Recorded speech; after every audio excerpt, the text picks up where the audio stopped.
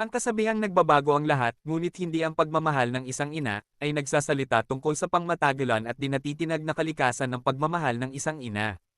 Ipinapakita nito ang pagkakaiba sa pagitan ng mga pansamantalang bagay sa buhay, mga relasyon, mga pangyayari, maging ang pisikal na anyo at ang katatagan ng pagmamahal ng isang ina.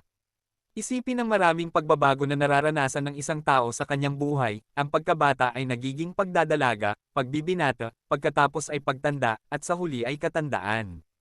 Ang mga pagkakaibigan ay maaaring mawala, ang mga trabaho ay maaaring magbago, at maging ang pinakamalapit na mga relasyon ay maaaring magbago o matapos. Ngunit ang pagmamahal ng isang ina, sa ideal, ay nananatiling isang palaging pinagmumulan ng suporta, pangunawa, at walang kondisyong pagtanggap. Hindi ito nangangahulugan na hindi ito nagbabago sa paraan ng pagpapahayag, ang pagmamahal ng isang ina ay umaangkop sa nagbabagong pangangailangan ng kanyang anak, na umuunlad mula sa pag-aalaga sa pagkabata hanggang sa patnubay at paghihikayat sa pagtanda.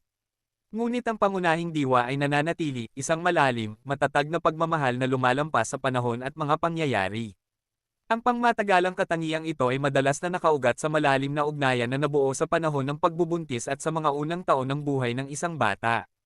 Ang mga sakripisyo na ginagawa ng isang ina, ang dedikasyon na ipinakikita niya, at ang likas na pag-iingat na taglay niya ay nag-aambag sa di natitinag na kalikasan ng kanyang pagmamahal.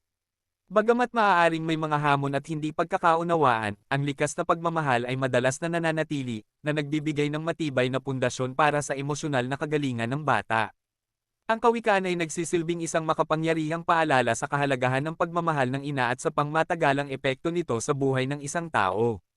Ito ay isang patuto sa lakas at tibay ng ugnayan ng ina at anak, isang koneksyon na kayang tiisin ang mga unos ng buhay at mananatiling pinagmumulan ng kaaliwan at lakas sa buong paglalakbay ng buhay.